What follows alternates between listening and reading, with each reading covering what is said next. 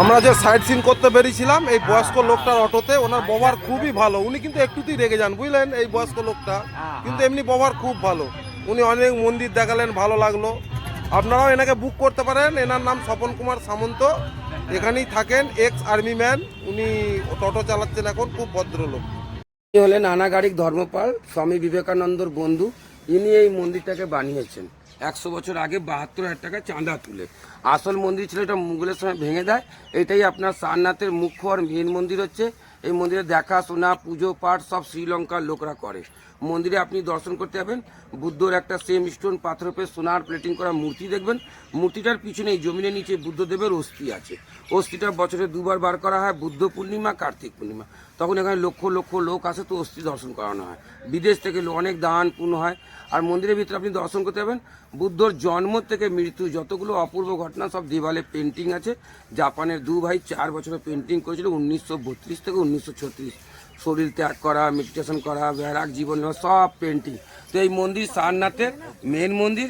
মন্দিরের নাম হচ্ছে মূল গন্ধ কুটি বিহার মন্দির। ওনার কুটির নামে এই মন্দির বানানো হয়েছে। এবারে আগান, তো আমি আরো কিছু বলবো।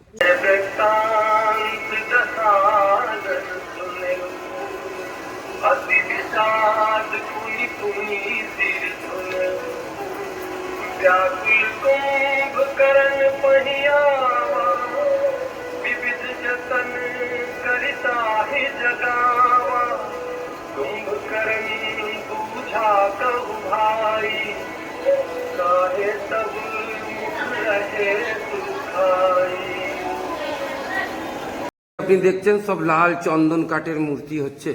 ওপরে ঝুমার টাঙানো আছে, চন্দনের ওপরে সোনার প্লেটিং করা আছে। এই যে গোল করে বাটি মতন রাখা, পঞ্চধাতু ঘন্টা ওমের শব্দ হয়, 2টো ড্রাম বাজানো হয়।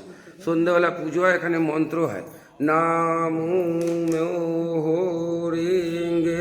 কেউ এই মন্ত্র যা মিনিং ওই বুদ্ধাম শরণম গচ্ছামি, ধম্মম শরণম গচ্ছামি, সঙ্গম শরণম গচ্ছামি। সন্ধ্যাবেলা পুজো পাঠ হয়, প্রসাদের রূপে টফি চকলেট পাওয়া যায়। ভগবান বুদ্ধ দেখুন এরকম মুদ্রাতে শরীর ত্যাগ করেছিল 80 বছরে। এনার ছোটবেলার নাম সিদ্ধার্থ। এনার হাত হাঁটুর থেকে লম্বা, এনার কান কান্দা অব্দি, এনার হাতে চক্র, এনার পায়ের তলাও চক্র। বুদ্ধদেব একদিক দিয়ে বিষ্ণুর রূপ লোকেরা বলে। তো এটা জাপানি মন্দির আছে। ফটো নিন, তো আগে চলো।